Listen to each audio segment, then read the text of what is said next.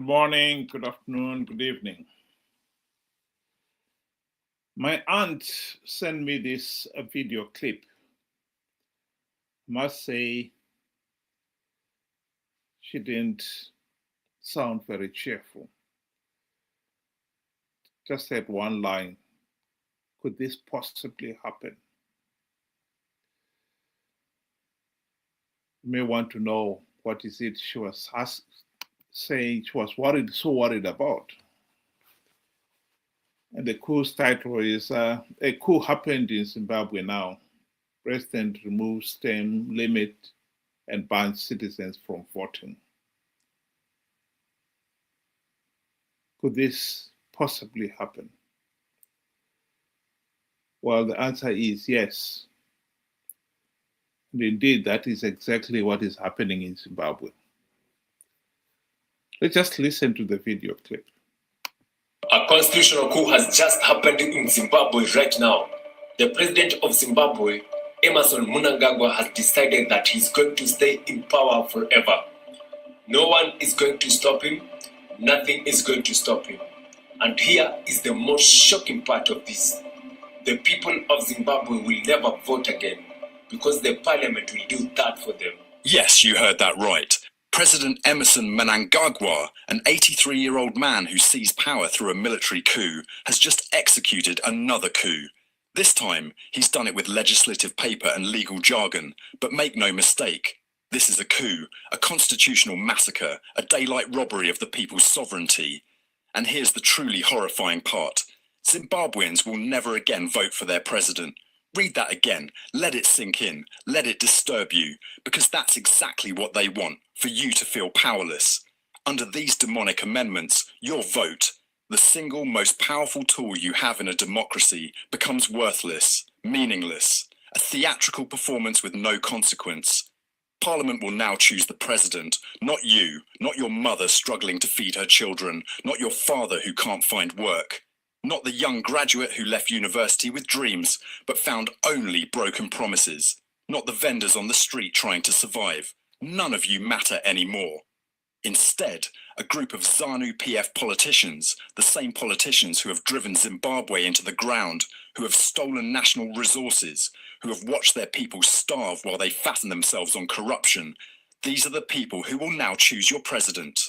And because Zanu PF controls parliament with a supermajority, they can elect anyone they want, which means they will elect Mnangagwa again and again and again until he dies in office or decides, out of the goodness of his dictatorial heart, to hand power to his chosen successor. This is not democracy, this is a monarchy disguised in suits and ties. But wait, it gets worse. Presidential terms are being extended from 5 years to 7 years. Do the mathematics of tyranny. Mnangagwa, who was supposed to step down in 2028 after his constitutionally mandated 2 terms, can now remain in power until 2030. Then another 7 years until 2037, when he'll be 97 years old. 97 years old. By that time, an entire generation of Zimbabweans, children born today, will have grown into adults without ever experiencing what it means to choose their own leader. They will inherit a country where autocracy is normal, where constitutional manipulation is standard practice, where the people's voice is a historical curiosity that their grandparents talk about with nostalgia and pain. But here's the nightmare that should keep you awake at night. Who says it stops at 2037? If Parliament elects the president and Zanu PF controls Parliament, what's to stop them from simply re-electing Mnangagwa indefinitely? Or electing his son, or his chosen puppet? Nothing. Absolutely nothing. This is how you create a dictatorship that lasts forever. This is how you ensure that one party, one family, one clique of corrupt politicians can feast on a nation's resources for generations while the people suffer in perpetual poverty and powerlessness. Why is Mnangagwa doing this? Why is an 83-year-old man so terrified of retirement that he's willing to destroy an entire nation's democratic framework? The answer should chill you to your bones. He's afraid of accountability. Think about it. Leaders who have served their people with integrity, who have governed honestly, who have nothing to hide, they step down peacefully. They retire with dignity. They become elder statesmen who are consulted and respected. But leaders who cling to power with such desperate violence, they have ghosts, they have secrets, they have blood on their hands and money in offshore accounts and crimes that sunlight would expose. Mnangagwa came to power through a military coup in 2017 that toppled Robert Mugabe after 37 years of dictatorship. There was gunfire, there were tanks. There was the Zimbabwe Defense Forces commander on national television announcing that this was not a coup, even as it was obviously a coup. And now, 7 years later, Mnangagwa is doing exactly what Mugabe did, refusing to leave office, manipulating the constitution, treating Zimbabwe as his personal property to be kept until death. The student has become the master of tyranny. He knows what happens to dictators who lose power. He's seen Charles Taylor die in prison. He's seen Hosni Mubarak stand trial. He's seen Laurent Gbagbo face international justice. He's seen Omar al-Bashir overthrown and arrested. Well, all those things are true. But the one issue I wanted to dwell on is the fact that we have seen it all coming. As a nation, we have allowed this to happen. We cannot deny that the last 46 years, we never had a chance to end the Zanu PF dictatorship, because we did have a chance. We had the golden opportunity to end the Zanu PF dictatorship during the 2008 to 2013 GNU. Not even one token reform was implemented. Not one. Mugabe bribed Morgan Tsvangirai and his MDC friends with the trappings of high office,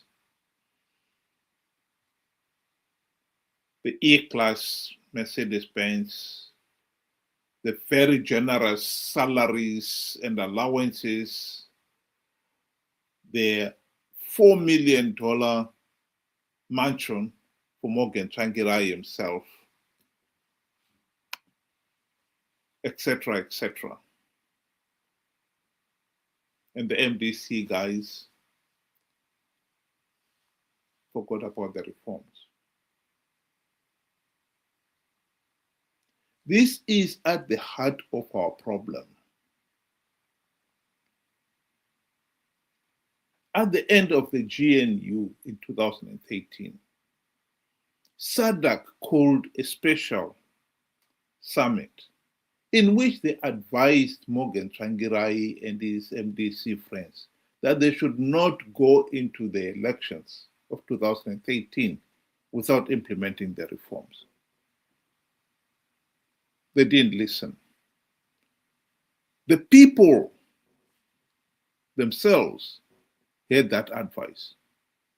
What did we do? Nothing.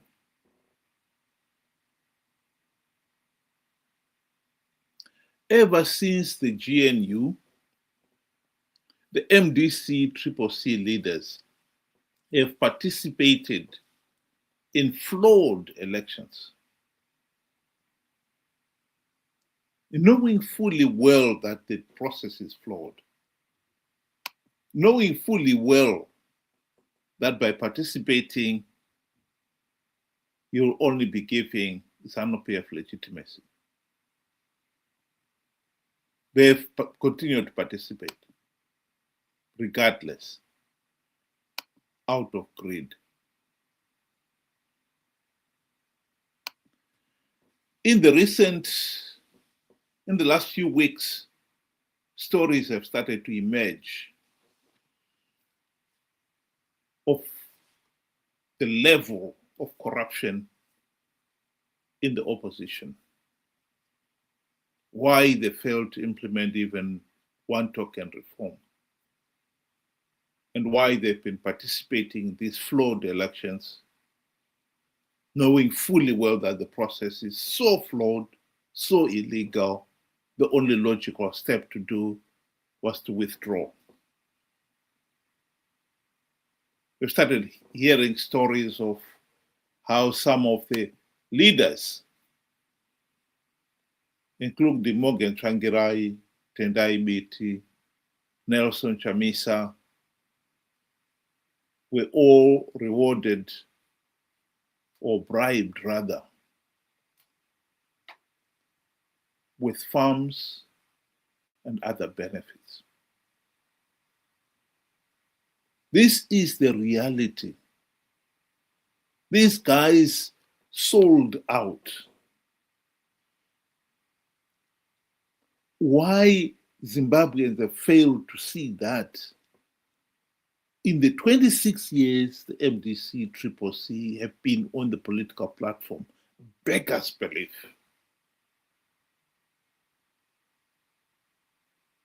The MDC's number one task was to implement democratic changes to end the Zanu PF dictatorship.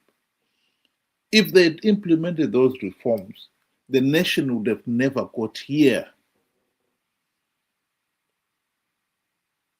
We would not be in this mess.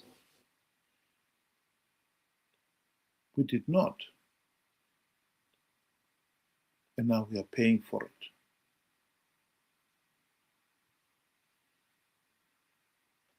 There is no doubt that nations get the government they deserve. Zimbabweans, whether we care to admit it or not, it's irrelevant. We are getting the government we deserve. This corrupt, incompetent, and tyrannical Zanu PF dictatorship, complete with this equally corrupt, incompetent, and utterly useless Zanu PF, MDC, CCC opposition. The last 3 years has been frustrating because some Zimbabweans out there have been refusing to accept that Chamisa lied. A simple statement. Did he plug the voting loopholes? The answer is, while he claimed that he had done so, the truth of the matter is on the ground, he did not. And there's some people out there have been refusing to accept that. Out of this personality cult mentality, Chamisa has been elevated to be a demigod who can do no wrong.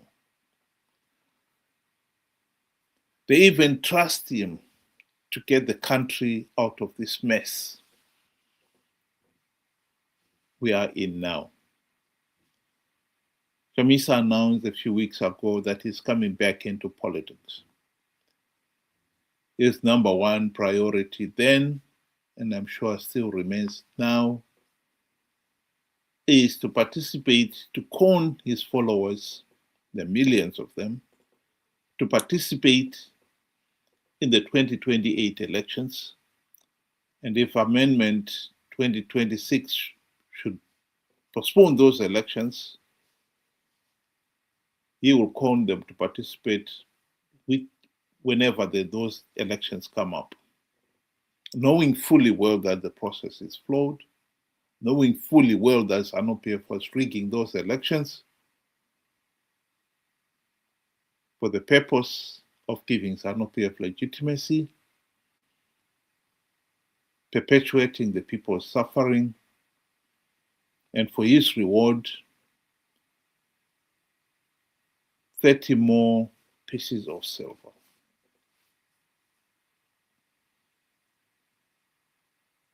Why the people have failed to realize that MDC CCC leaders have become Zanu PF Team B in all but name. Even after 26 years on the political stage, including 5 years in the GNU and they failed to implement even one token reform. Beggars belief.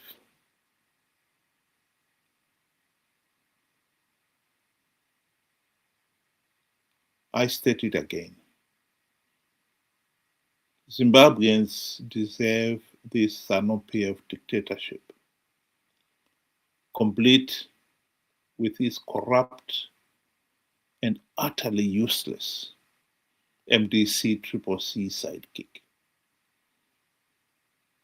And we deserve whatever this constitutional amendment 2026 brings. That is life. Those who do not learn from the past are doomed to repeat the same mistake over and over again. This is where we are.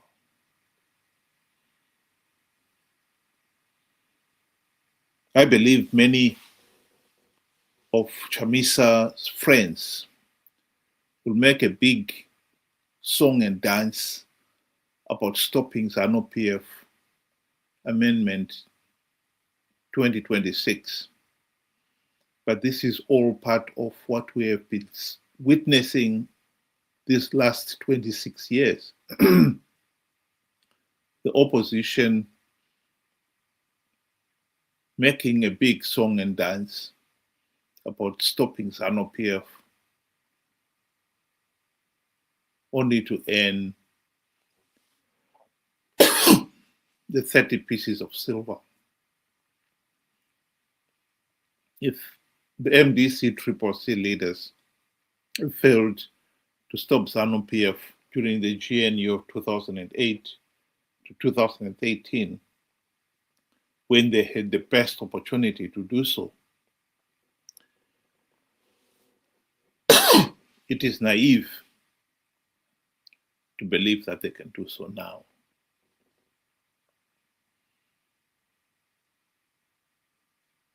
That is the truth. Why we have failed to realize who MDC leaders are. Beggars belief.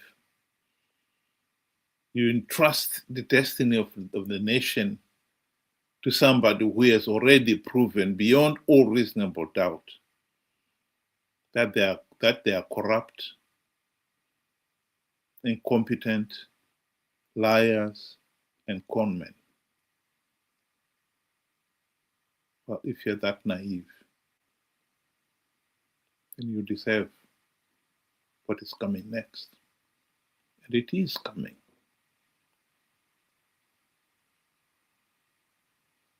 Good night.